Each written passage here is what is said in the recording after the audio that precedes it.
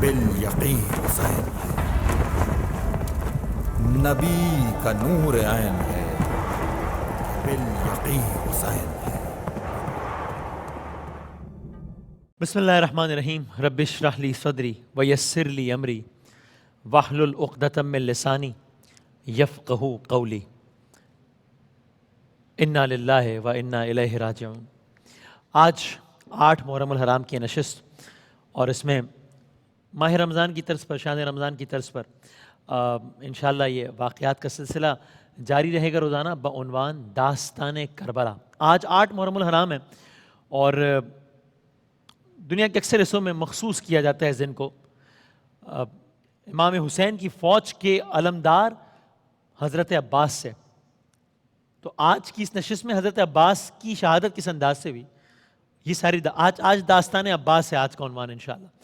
کل جب اسی طرح کی ہماری نشست ہوگی تو ہم انشاءاللہ کل ایک ہی نشست میں، یعنی 9 محرم کی نشست میں پوری داستان کربلا سمیٹیں گے انشاءاللہ، یعنی مدینے سے مدینے تک، داستان کربلا آغاز سے انجام تک انشاءاللہ، روضہ سرکار دو عالم صلی اللہ علیہ وآلہ وسلم سے آغاز اور وہیں پر اختتام، یہ پورا سفر کربلا کل انشاءاللہ۔ اور پھر پرسوں یعنی کہ 10 محرم الحرام کی نشریات، روز عاشور کی نشریات، اس روز کا عنوان ہوگا وہ داستان عاشورہ ہوگی، روز عاشورہ فجر سے عصر تک، اور اس میں خاص طور پر حضرت امام حسین کے 2 فرزندوں کی شہادت وہ انشاءاللہ کس انداز سے ہوئی اس کی داستان آپ کی خدمت میں عرض کریں گے۔ آج کا موضوع حضرت عباس، امام حسین علیہ السلام کے بھائی عباس، علی شیر خدا کے فرزند عباس ابن علی، وہ حسین ابن علی یا عباس ابن علی۔ لیکن بڑا عظیم رشتہ ہے امام حسین سے، بڑا عجب رشتہ ہے امام حسین سے، بھائی ہیں لیکن ہمیشہ حضرت عباس نے امام حسین کو آقا کہہ کے مخاطب کیا ہے۔ اور جناب سکینہ سے تو بہت عجب، بہت جذباتی، بہت منفرد رشتہ ہے حضرت عباس کا۔ اور یہ کیسے ہیں، یہ میں نے کیوں کہا، یہ آگے آئے گا انشاءاللہ داستان میں۔ تو جتنی بھی خواتین ہیں، جتنی بھی مستورات ہیں، جتنی بھی سیدانیاں ہیں، جتنی بھی آل محمد کی خواتین میدان کربلا میں امام حسین کے ساتھ موجود ہیں، سب سیدانیوں کو آس ہے کہ جب تک عباس زندہ ہے ہمیں کوئی آنچ نہیں آ سکتی۔ تو عباس پیاسوں کی آس ہے، عباس سیدانیوں کی رضا کے ضامن ہے، عباس قمر بنی ہاشم ہے، عباس حسین کی فوج کے علمدار ہیں۔ یعنی اگر میں یوں کہوں کہ ابھی دور کربلا ہے، عباس جو زندہ ہے، عباس کے ہوتے ہوئے کوئی کچھ نہیں کر سکتا، ابھی دور کربلا ہے، عباس جو زندہ ہے، محفوظ قافلہ ہے، عباس جو زندہ ہے، ارے عباس جیسا بھائی سالار قافلہ ہے، بولے حسین مجھ کو پھر کوئی غم کہاں ہے، ہر غم کی یہ دوا ہے، عباس جو زندہ ہے۔ زینب حیا کی ملکہ، کلثوم اور رقیہ، لیلا، رباب، فروہ، کبرا، سکینہ، فضہ، ہر بی بی باردہ ہے، عباس جو زندہ ہے۔ اصغر سے کھیلتی ہے، خوش ہے بہت سکینہ، جب چاہتی ہے سونا ہے بابا جس کا سینہ، جب چاہتی ہے سونا ہے بابا جس کا سینہ، غم سے نہ آشنا ہے، عباس جو زندہ ہے۔ اب آپ نے یہ منظر بھی سنا، اب آپ حضرت عباس کی شہادت بھی سنیے، اور پھر فرق محسوس کیجئے گا کہ کربلا عباس سے پہلے کیا تھی، کربلا عباس کے بعد کیا تھی۔ واقع کربلا ہے، رونما ہو رہا ہے، اور حضرت عباس کی عمر ہے تقریباً 34 سال۔ اور چونکہ تفصیل سے داستان کربلا کل آئے گی تو آج میں ڈائریکٹ ہم موضوع پر آتے ہیں۔ روز عاشور ہے، اور تقریباً سب جام شہادت نوش کر چکے ہیں، یعنی کیا، حضرت علی اکبر امام حسین کے فرزند نہیں رہے، جناب قاسم امام حسن کے فرزند نہیں رہے، حضرت اون جناب زینب کے فرزند نہیں رہے، حضرت محمد جناب زینب کے فرزند نہیں رہے، تمام اصحاب جام شہادت نوش کر چکے ہیں، سب شہید ہو گئے ہیں، بچے پیاسے ہیں، پیاس مارے ڈال رہی ہے۔ اور ایسے عالم میں عباس حسین کے پاس آتے ہیں، اور دیکھیں یاد رکھیے گا کہ عباس وہ ہیں کہ جنہوں نے آنکھ کھولنے کے بعد سب سے پہلے جس چہرے کی زیارت کی تھی وہ حسین کا چہرہ تھا۔ اور یہ بھی یاد رکھیے کہ آج بھی 14 صدیوں بعد بھی آج بھی جائیے میدان کربلا، آپ کو ایک نہیں 2 روضے نظر آئیں گے، یہاں حسین کا روضہ ہے، یہاں عباس کا روضہ ہے، یہ رشتہ آج بھی اس انداز سے قائم ہے.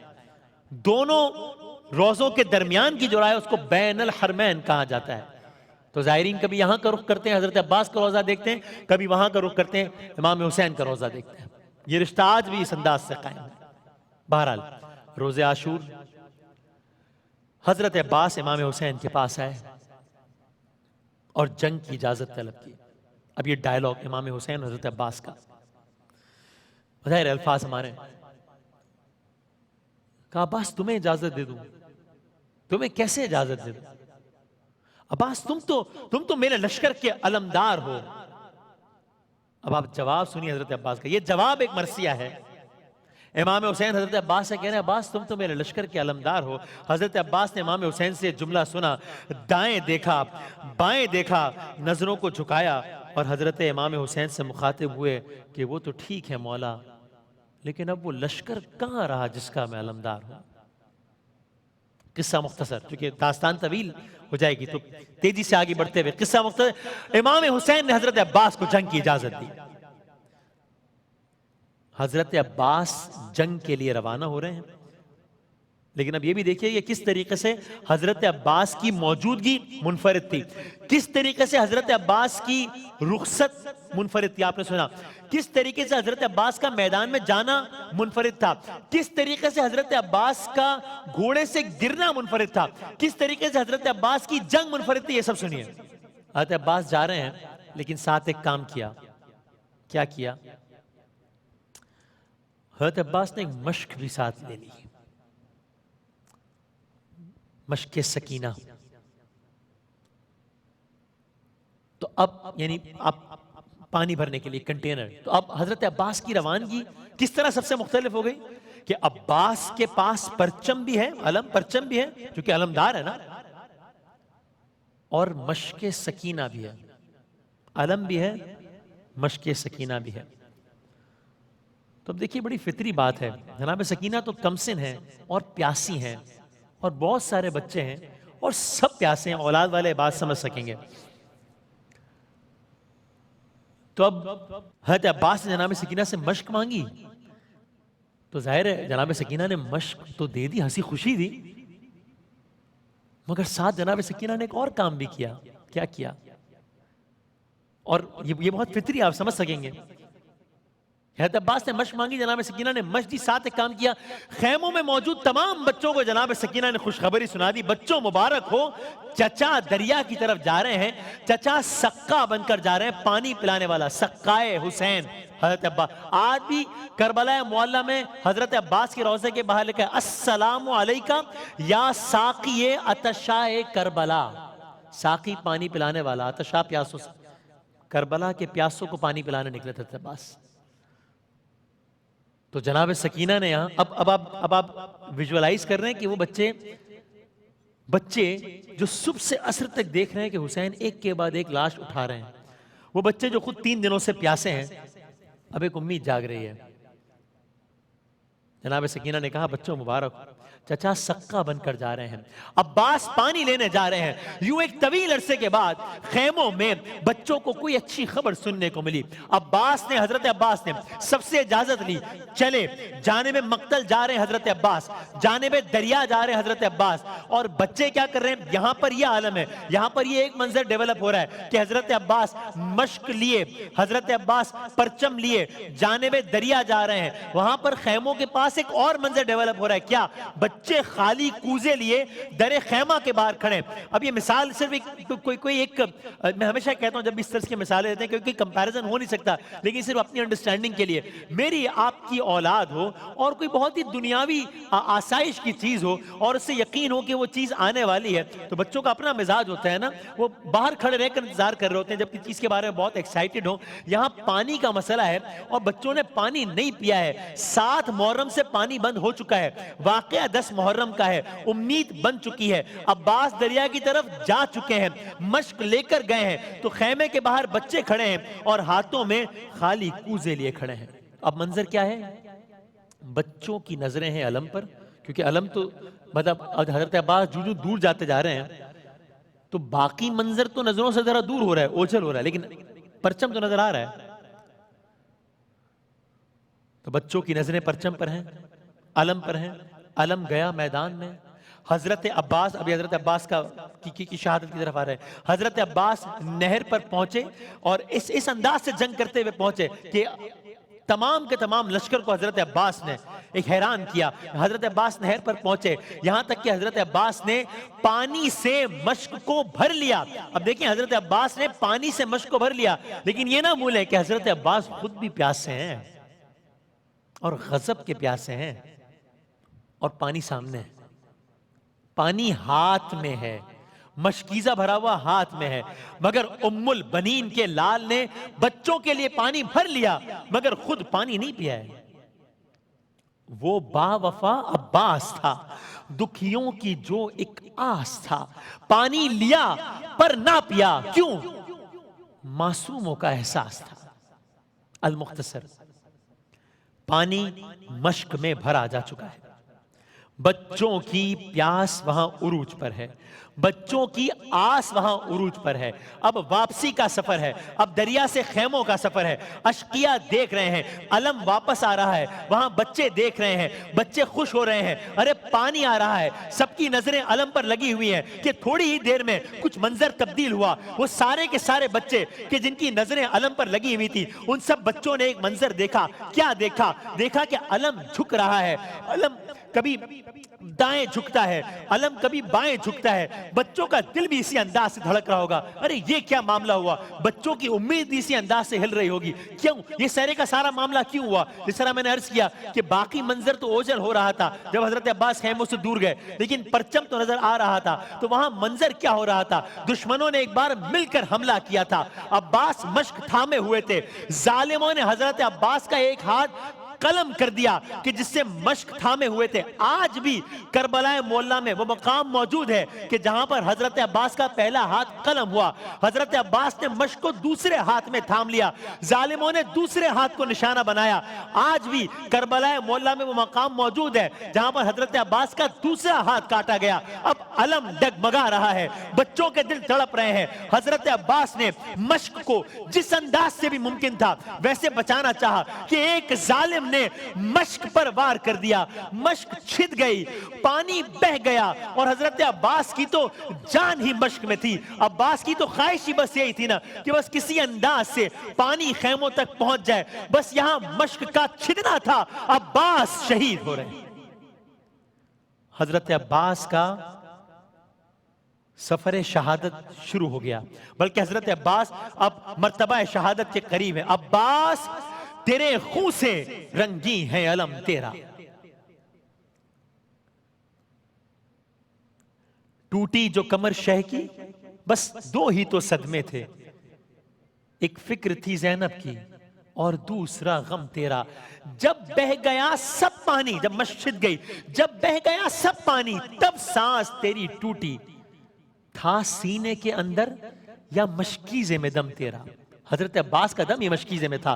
عباس اب شہید ہو رہے ہیں، اب امام حسین پہنچ رہے ہیں. حضرت عباس کے پاس پہنچے، حضرت عباس کا سر اپنی گود میں لیا. عجب نہیں ہے کہ حضرت امام حسین کو وہ منظر یاد آیا ہو جو میں نے ابتدا میں عرض کیا تھا کہ کچھ سالوں پہلے کی بات تھی کہ وقت ولادت حضرت امام حسین نے حضرت عباس کو گود میں لیا تھا اور حضرت عباس نے آنکھ کھولی تھی. آج منظر مختلف ہے، آج کربلا کا میدان ہے، آج تپتی ریت ہے، آج بچوں کی پیاس ہے، اور پھر حضرت عباس کا سر ہے، امام حسین کی گود ہے. حضرت عباس کی آنکھ اب بند ہو رہی ہے، بند ہو رہی ہمیشہ کے لیے. لشکر کا علمدار جا رہا ہے، وفادار جا رہا ہے، بچوں کی آس جا رہا ہے. منظر کیا ہے؟ آسماں دیکھ رہا تھا کیا؟ سقا کوئی فرات پہ آیا تھا تشنہ لب، مشکیزہ بھر کے جانب خیمہ چلا وہ جب. رویا علم فرات وفا مشک اور سب، برسے وہ تیر چھد گئی مشک سکینہ جب. رویا علم فرات وفا مشک اور سب، گونجی مقتل میں شہیدی کی صدا. قتل دریا پہ علمدار ہوا، قتل دریا پہ علمدار ہوا، اور پیاسوں کی آس ٹوٹ گئی. آیا مقتل سے علم خون میں بھرا، اور پیاسوں کی آس ٹوٹ گئی.